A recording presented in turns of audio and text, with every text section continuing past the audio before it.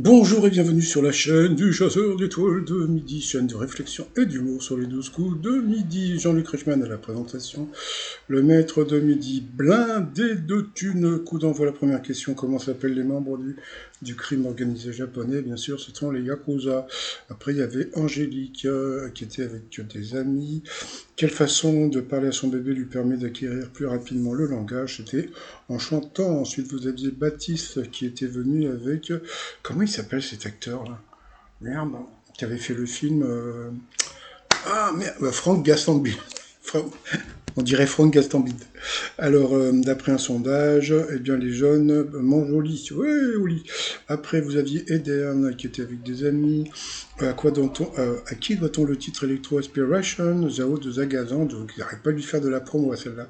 Qu'est-ce que le pretzel passionnel? C'était une position. Donc, sur cette mauvaise réponse, elle est passée au rouge. Qui dit rouge dit duel. Elle a eu les oiseaux, les vévères, mais aussi la bébé, la titise, de prendre le maître de midi en duel qui va avoir une question. Oh, tiens, comme c'est bizarre de géographie. Alors, quel pays compte plus d'un milliard d'habitants? Donc, bien sûr, hein, c'est l'Inde. Bon, question de bébé, c'est pas grave, on a l'habitude. Donc, ensuite, eh bien, directement, le coup par... Ah oui, avant le coup par coup, eh ben, entre les deux, on entend la chanson de The Weeknd, qui est l'étoile mystérieuse actuelle. Un peu bizarre, non? Alors, quelle question? Quelle Française était championne olympique? La mauvaise réponse, c'était Kiki Caron. Ensuite, qu'est-ce qui est une province du Canada? Eh oui, Emilien savait que la Nouvelle-Angleterre, c'est aux États-Unis. Donc, eh bien, ce monsieur qui s'appelle Eder n'est passé au rouge. Qui dit rouge dit duel. Il a eu les coronesses, mais aussi la bêtise, comme je dis tout le temps, de prendre le maître de midi en duel, qui va avoir d'abord la pub, et puis après une question de bébé. Lequel de ces fromages est ch'ti? Je sais pas, ça se trouve c'est ça la question, on n'en sait rien, on verra au retour de la pub. Allez, retour de publicité. Qu'est-ce que j'ai dit? La crise de rire. Quel fromage du nord de la France à l'odeur puissante a eu son heure de gloire dans mes venues chez les ch'tis? Donc, bien sûr, c'était le maroilles. C'est dommage que je puisse pas faire mes vidéos en direct. Ensuite, Emilien s'est retrouvé face à Baptiste.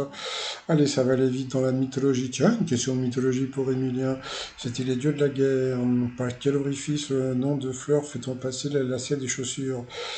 Il ne savait pas que c'était les œillets. Quel est le nom des frères Louis et Auguste? Il a dit FL. Bon, franchement, je m'excuse, Baptiste, mais les frères Eiffel, je les connaissais pas, mais les frères Lumière, ils avaient la lumière à tous les étages. Quand on mélange de l'eau chaude et de l'eau froide, on obtient de l'eau tiède. Et j'ai vu un truc, bon, j'en parlerai demain. Quelle île actuelle sert de décor au roman Paul et Virginie? Donc c'était à côté de la Réunion, l'île Maurice. Voilà. En 49, à quel réalisateur prénommé Carole doit-on le film Le Troisième Homme? Donc c'était Carole Reed. Emilien le savait. Alors, le savait. Parce qu'il y a un truc, c'est qu'Emilien nous a expliqué un truc. C'est que bon, les films, il ne regarde pas. Il regarde les titres et les noms. Et comme c'est une éponge, hein, une éponge, je veux dire, par rapport à sa mémoire, donc voilà, donc il savait qui c'était. Mais si on lui pose des questions sur le film, je suis sûr qu'il n'aurait même pas pu répondre parce que il regarde juste les titres. Donc c'est bon, mais quand même bravo à lui hein, par rapport à ça. Quelle champion de MMA se fait appeler BSD de Saint-Denis? À qui doit-on le personnage de Corto Maltese, Hugo Pratt? Et à la fin, il a été éliminé. Donc Emilien continue à l'écoute de Maître qui présente le talk show Popcorn qui cartonne sur Twitch. Bon, bah encore une question facile pour Emilien, puisque bon, on sait très, très bien qu'il est très Twitcher. Donc c'était Domingo, qui est l'inventrice de la couche pour bébé incluant une poche à lingettes. Il savait pas au pif, il a dit Halloween, c'était ça, c'était, je sais même plus son nom, qui jouait dans True Life, je sais plus son nom. Bon, c'est pas grave. Ensuite, quel chanteur, c'est la fille de Tony Curtis, Jamie Lee Curtis. Quel chanteur a composé la musique de Si tu n'existais pas de Joe Dassin?